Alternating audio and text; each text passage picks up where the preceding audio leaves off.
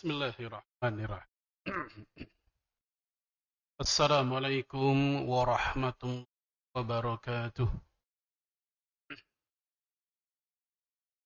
Innal hamdalillah hamdan katsiran thayyiban mubarakan fih kama yuhibbu rabbuna wa yarda.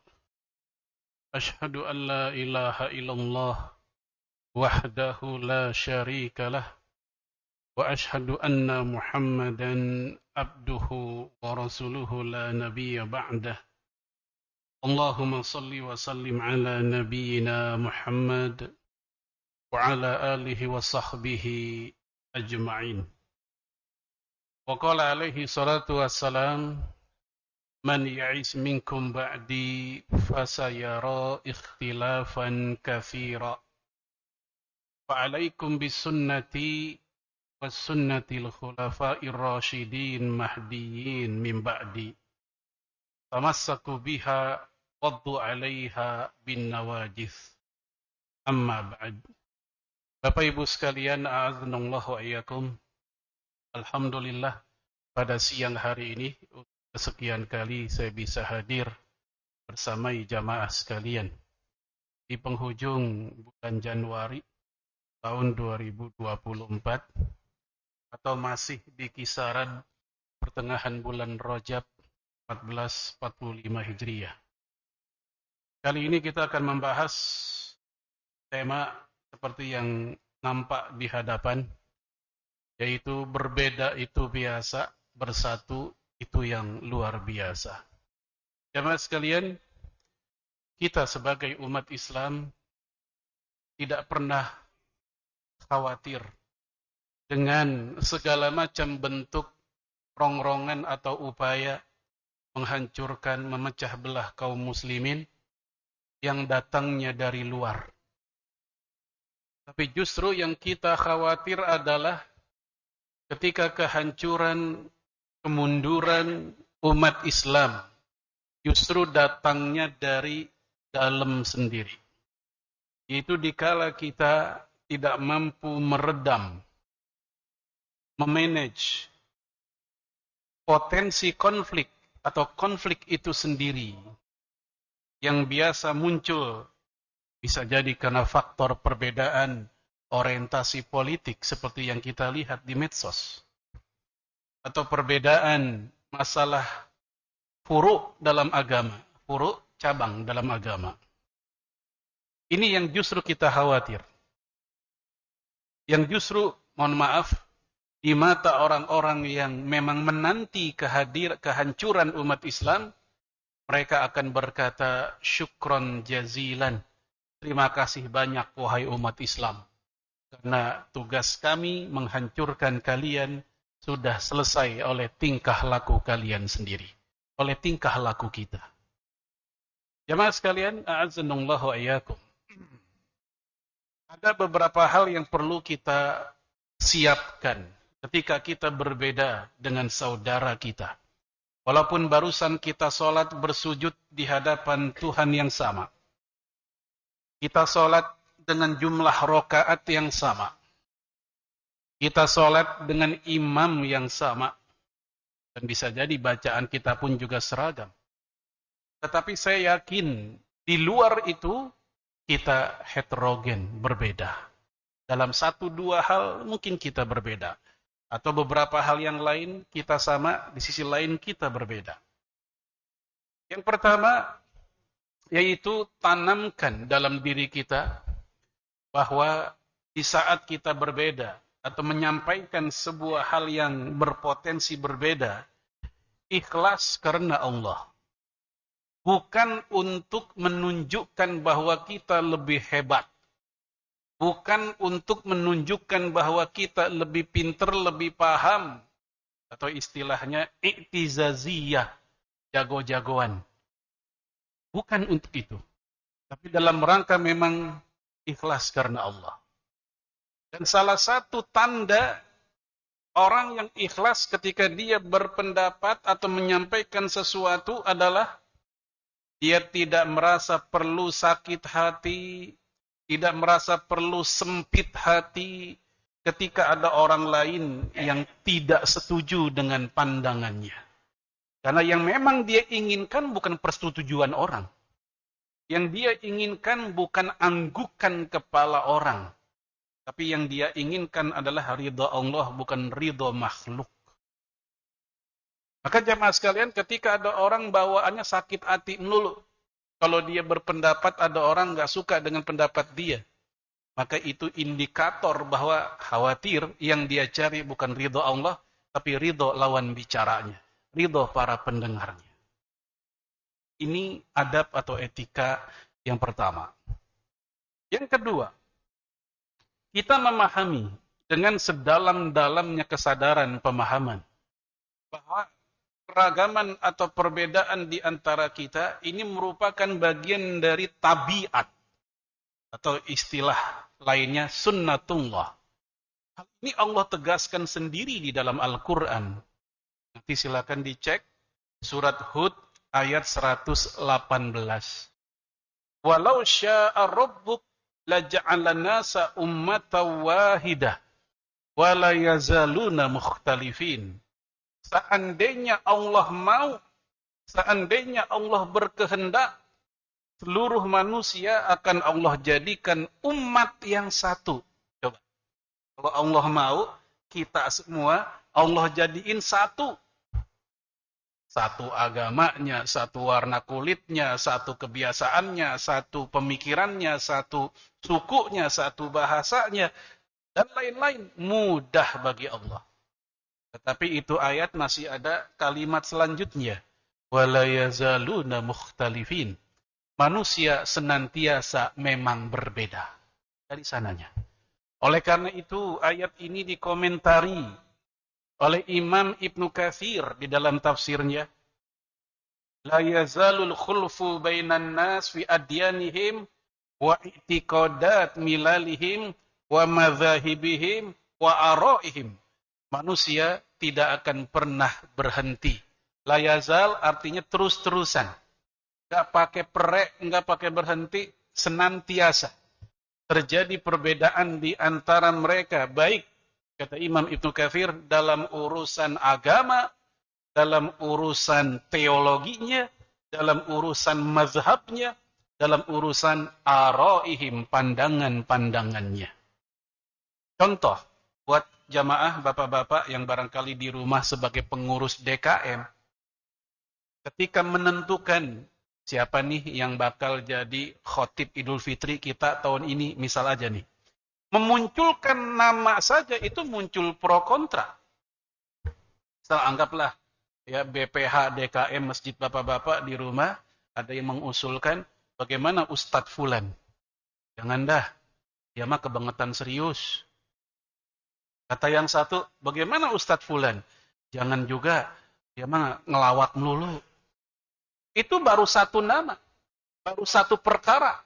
Hanya masalah menentukan siapa khotib Id kita tahun ini. Apalagi pada perkara-perkara lain. Maka jamaah sekalian, araihim, pandangan yang beragam. Hal itu disebutkan oleh Allah Subhanahu wa Ta'ala. Kemudian dari ayat yang sama, Imam Al-Qurtubi, beliau mengutip dari Muqatil bin Hayyan, Atha Al-Khurasani, dan juga dari Imam Hasan Al-Basri. Mereka bertiga mengatakan tentang ayat tadi, lil ikhtilaf khalaqahum. Allah menciptakan manusia lil ikhtilaf, untuk berbeda. Coba bayangkan, Allah nyiptain kita untuk berbeda, bukan untuk sama ternyata, untuk berbeda. Tapi juga bukan untuk bertengkar, karena berbeda belum tentu bertengkar. Bertengkar udah pasti terjadi perbedaan. Para sahabat Nabi mereka berbeda, tapi di fase-fase awal dakwah Islam persatuan mereka luar biasa. Ya. Baik. Apakah perbedaan itu, jamaah sekalian, a'azanallahu wa iyyakum, terjadi hanya pada kita? Tidak. Kalau kita renungkan, baik di Al-Quran, bahkan tadi kehidupan, perbedaan itu Allah setel di seluruh makhluk. Dan hanya manusia. Hatta malaikat. Mereka tidak ada hawa nafsu, malaikat. Mereka tidak ada kepentingan, tidak ada emosi. Tapi Rasulullah alaihi salatu wasalam dalam hadis Bukhari menceritakan tentang perselisihan para malaikat. Di mana kisah itu? Mungkin jamaah pernah dengar kisah seorang pemuda yang membunuh orang 99. Yang dia datang ke sebuah daerah, sebuah kampung, dia bertanya, apakah ada di kampung ini seorang ulama? Ini zaman Bani Israel ceritanya. Apakah ada seorang ulama yang bisa saya ajak konsultasi? Saya mau nanya, saya habis bunuh orang 99. Lalu saya ingin tobat, apakah tobat saya diterima? Kata mereka, datang ke ulama, datang ke Syekh Fulan. Maka dia pun datang dan bertanya dengan pertanyaan tadi, apakah tobat saya diterima setelah membunuh manusia 99? Maka dijawab, tidak. Marah ini pemuda, dibunuh juga itu ulama Bani Israel, pas 100 yang dia bunuh. Maka dia pun pindah. Dia berjalan ke kampung yang lain dengan tujuan yang sama, nyari seseorang buat dia ajak konsultasi. Ketemulah dia dengan ustadz yang kedua. Pertanyaannya sama, saya habis bunuh orang 100. Kalau saya tobat, diterima nggak tobat saya? Maka dijawab oleh yang kedua, ya, tobatmu diterima. Tapi ada syarat, yaitu jangan pulang ke kampung kamu, kampung orang jahat. Khawatir kumat, khawatir kambuh lagi. Hijrahlah ke kampung orang baik, supaya tobatnya kondusif. Maka dia pun hijrah. Apa yang terjadi jamaah sekalian? Begitu dia hijrah dalam perjalanan menuju kampung orang baik, dia meninggal. Ketika meninggal inilah dua malaikat turun. Mendebatkan masa depan pemuda ini surga atau neraka. Malaikat azab mengatakan dia neraka. Udah niat memang jadi orang baik. Tapi aksi kebaikannya belum ada. Belum bisa. Niat doang tanpa aksi nyata. Nggak bisa. Sama kayak kita juga. Niat kenyang tapi nggak makan-makan. Kan nggak bisa kenyang kalau niat doang. Harus makan juga. Ada aksi nyatanya. Malaikat rahmat mengatakan dia surga. Walaupun belum ada aksi kebaikan, niat tersebut sudah dihitung. Walaupun dia belum ada amal soleh, karena dia mati di mana dan kapan, dia nggak tahu, bukan kesalahan dia.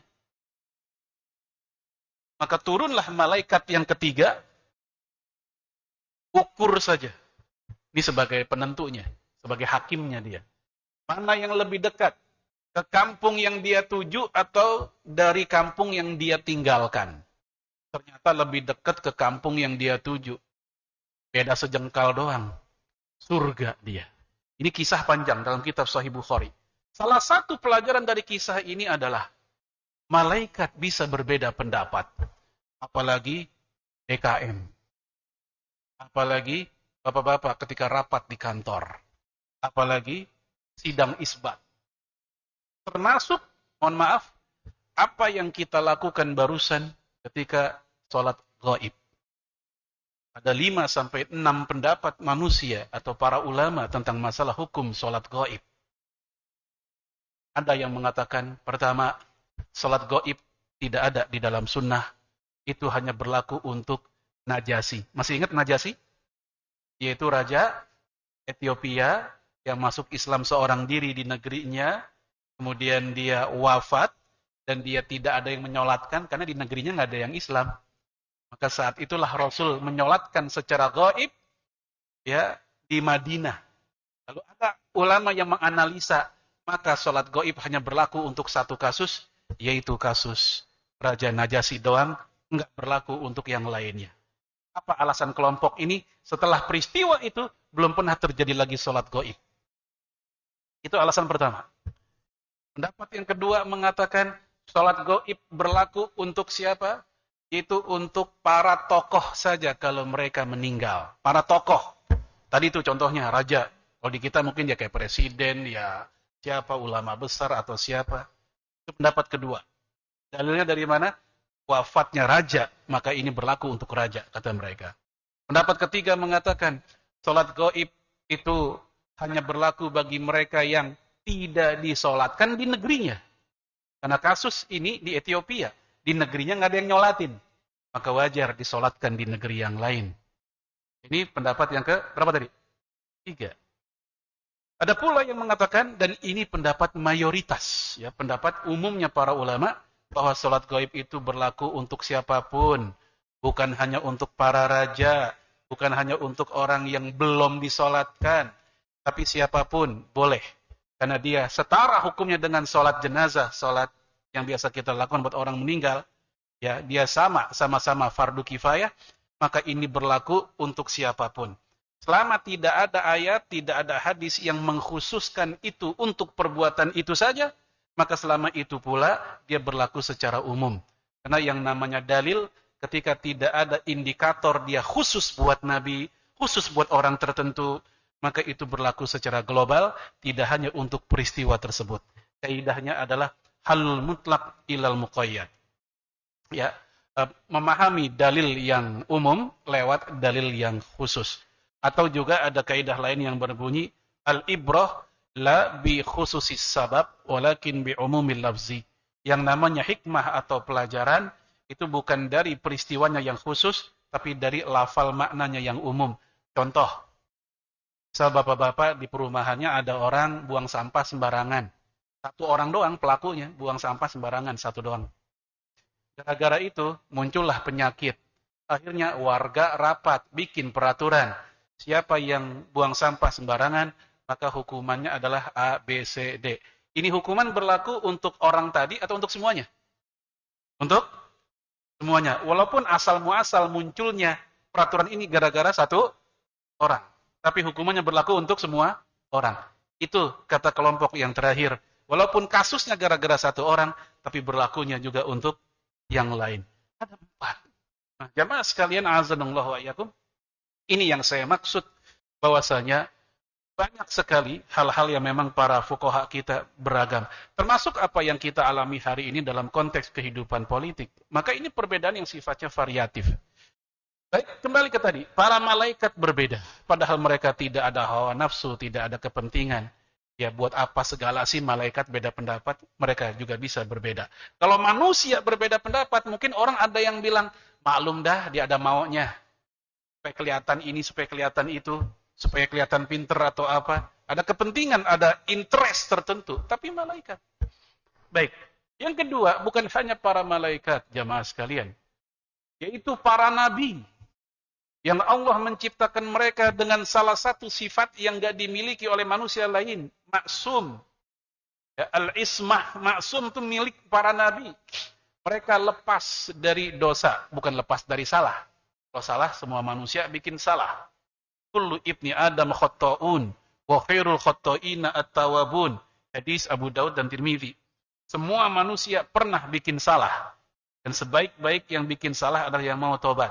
Makna masum bukan bebas dari salah, bebas dari dosa. Baik. Tapi para nabi pun pernah mereka berselisih satu sama lain. Mereka berbeda satu sama lain. Khususnya para nabi, yang Allah kehendaki hidup mereka bersamaan. Maksudnya beririsan. Contoh siapa? Nabi Musa dan Nabi Harun. Nabi Musa dan Nabi Harun saudara. Nabi Musa bilang, Haruna akhi. Harun saudara saya. Tapi mereka berbeda pandangan. Ketika apa? Bani Israel berjanji kepada Nabi Musa, ingin tobat, ingin beriman kepada Allah. Akhirnya oleh Nabi Musa dititipin ke Nabi Harun. Maka Nabi Musa pun pergi buat ngambil kitab Taurat sebagai pedoman mereka. Ya, ternyata Bani Israel ingkar janji. Mereka malah nyembah sapi betina. Ya, sapi, patung sapi yang dimiliki oleh Samiri. Ini dikisahkan di dalam surat Al-Baqarah ada. Ya, di dalam surat Toha juga ada.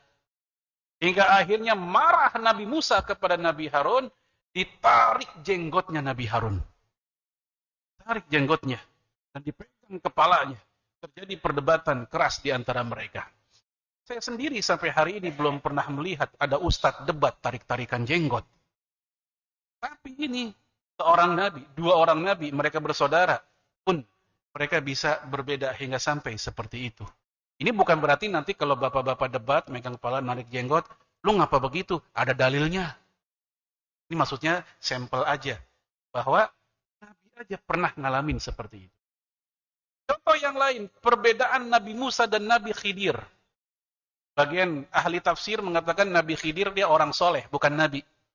Ya, nggak semua mengatakan dia adalah seorang Nabi. Tapi yang jelas dia bukan Rasul. Mereka berdua berbeda pandangan. Tentang apa? Tentang perahu yang ditenggelamkan. Tentang anak kecil yang dibunuh.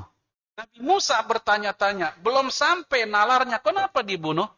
Yang akhirnya pas belakangan menjelang mereka berpisah, baru dijelaskan oleh Nabi Khidir. Ya tentu saya nggak akan berpanjang di situ. Ini contoh aja. Mereka berbeda para nabi. Jadi malaikat berbeda, para nabi ngalamin perbedaan. Terus para sahabat nabi, padahal mereka berguru kepada guru yang sama, Rasulullah alaihi salatu wassalam. Dengan sumber air ilmu yang sama, Rasulullah alaihi salatu wassalam. Tapi ternyata mereka juga bisa berbeda. Contoh yang paling sering kita ingat-ingat adalah perbedaan Abu Bakar dan Umar dalam menyikapi tawanan perang Badar. Itu tawanan mau diapain? Kata Abu Bakar, wahai Rasul, mereka itu masih saudara kita juga. Sama-sama orang Quraisy nih, orang Mekah. Masih ada hubungan darah. Bebaskan aja mereka, minta uang tebusan. Itu pendapat dari Abu Bakar. Umar bin Khattab radhiyallahu an punya pandangan yang berbeda dengan Abu Bakar. Jangan dibebasin. Kenapa? Dibunuh aja. Karena kita masih sedikit. Kalau mereka dibebaskan, konsolidasi lagi dari belakang, nyerang lagi. Ya, ini bahaya. Mendingan kita bunuh dari sekarang. Ini pendapat Umar. Ya. Akhirnya rata-rata ikut pendapat Abu Bakar. Rasul ikut pendapat Abu Bakar. Umumnya para sahabat ikut pendapat Abu Bakar. Walaupun Allah membenarkan pendapat Umar. Lalu kata Abu Bakar, seandainya Allah turunkan siksa, niscaya semua tidak ada yang selamat kecuali Umar yang selamat. Baik, kita nggak bahas itu terlalu jauh. Kita ambil contoh aja. Sahabat Nabi berbeda. Abu Bakar dan Umar punya guru yang sama, Rasulullah. Mereka pun berbeda. Apalagi kita, gurunya beda-beda. Lebih mungkin lagi terjadi perbedaan pendapat. Siapa lagi? Di antara para sahabat. Ya, jemaah sekalian, azanallahu wa iyyakum. Abu Hurairah sholat jadi imam. Bismillahnya dikeraskan. Baca bismillah dikeraskan. Abu Hurairah. Dalam riwayat Imam Baihaqi. Kemudian kata Imam Ibnu Katsir, sanadnya kuat dan sahih. Selesai sholat. Abu Hurairah ditanya, apakah itu sholatnya Rasulullah? Itu dengan bismillah dikeraskan ketika membaca Al-Fatihah. Kata Abu Hurairah, hakadha ra'aituhu min Rasulillah alaihi salatu. Itulah yang aku lihat dari sholatnya Rasulullah. Bismillah dikeraskan. Anas bin Malik, ini sahabat Nabi juga. Bahkan dia sangat lama tinggal di rumah Rasulullah. Bertahun-tahun hingga sampai Rasul wafat, Anas bin Malik itu jadi pelayan di rumah Rasulullah. Sejak awal hijrah.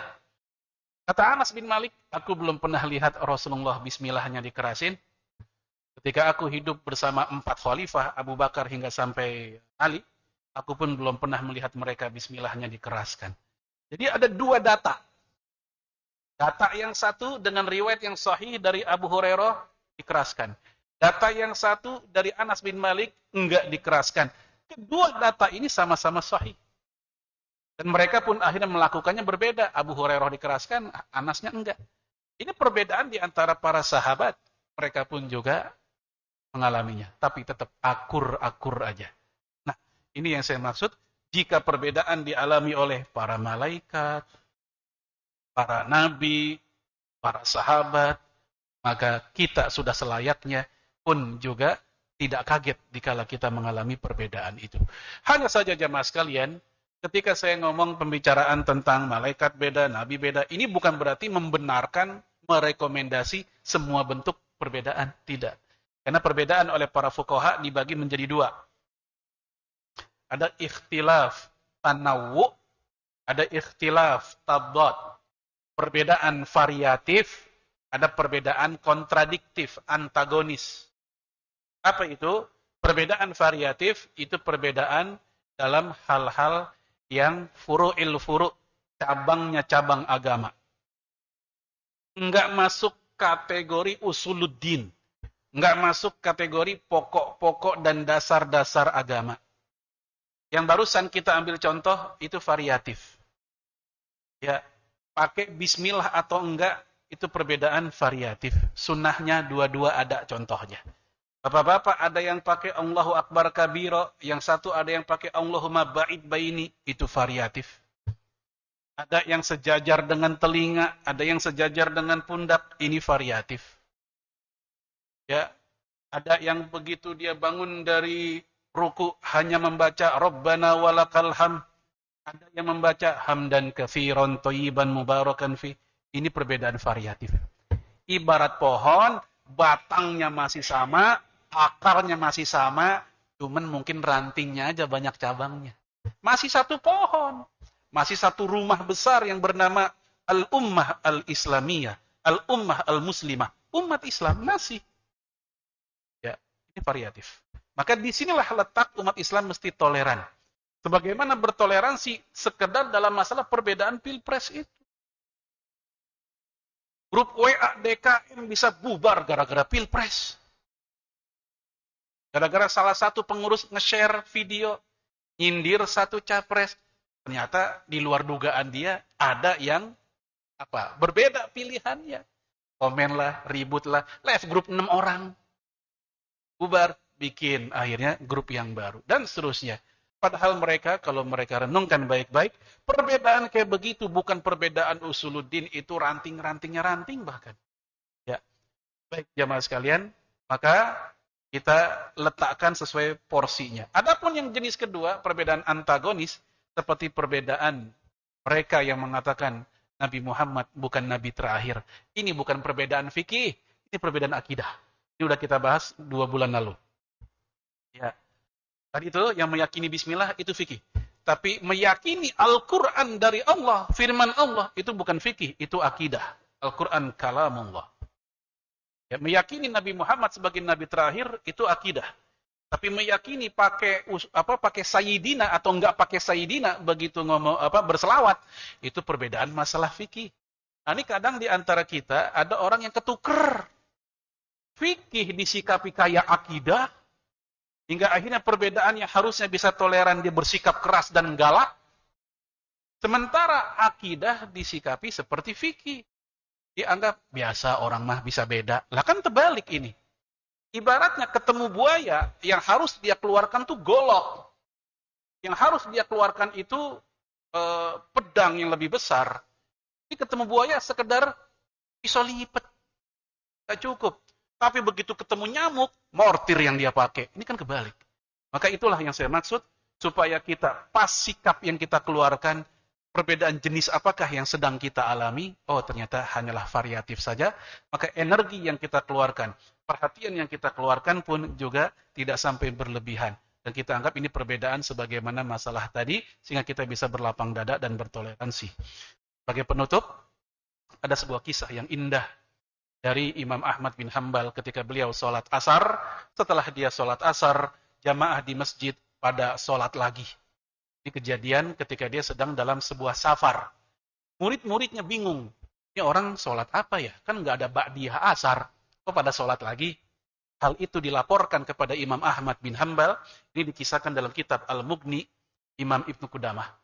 Lalu apa kata Imam Ahmad bin Hanbal kepada mereka yang sholat ba'diyah asar? Kata beliau, la naf'aluhu wa la na'ibu fa'ilahu. Kita tidak melakukannya, tapi kita jangan mencela orang yang melakukannya. Ini perbedaan fikih.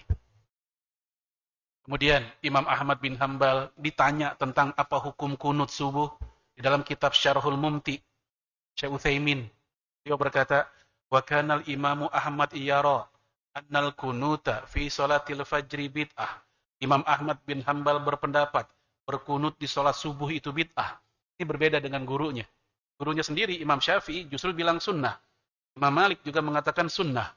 Abu Hazim dalam kitab Imam Syaukani, Nailul Autar, dia menceritakan ada banyak sekali para sahabat Nabi yang juga kunut subuh. Ini perbedaannya. Lalu apa kata Imam Ahmad bin Hanbal? Kata beliau, "Idza kuntu usolli khalfa imami yaknut." Kalau saya jadi makmum, sementara imam saya berkunut, dia jadi makmum nih, imamnya berkunut. Apa kata dia? "Fa arfa'u yadai." Tetap saya angkat kedua tangan saya. Ya. Apalagi? Dan dia pun wa amin ala doaihi, dan saya tetap aminkan doa si imam yang berkunut ini. Lalu murid-muridnya bertanya, kenapa? Katanya bid'ah, kok ngikut ngangkat tangan juga? Dia mengatakan, littihadil kalimah wa adamul ba'di ba'duna ba'dan. Untuk menyatukan umat Islam dan menghilangkan al-bughd, kebencian di antara kita. Ini kata Imam Ahmad bin Hanbal. Kalaupun kunut subuh itu bid'ah, berantem gara-gara kunut lebih bid'ah dibanding bid'ahnya kunut itu sendiri. Nah, ini jamaah sekalian, toleransi dan contoh dari kaum salaf dalam perbedaan yang dihadapi oleh mereka. Maka berbeda itu biasa, bersatu itu yang luar biasa. Wallahu a'lam bishawab. Mohon maaf udah lewat dari jam 1. Kita akhiri dengan hamdalah, salawat dan kafaratul majelis. Alhamdulillahirabbil alamin. Allahumma shalli ala Muhammad. Subhanakallahumma wa bihamdika asyhadu an la ilaha illa anta astaghfiruka. Baik. Lebih kurang saya mohon maaf. Assalamualaikum warahmatullahi wabarakatuh.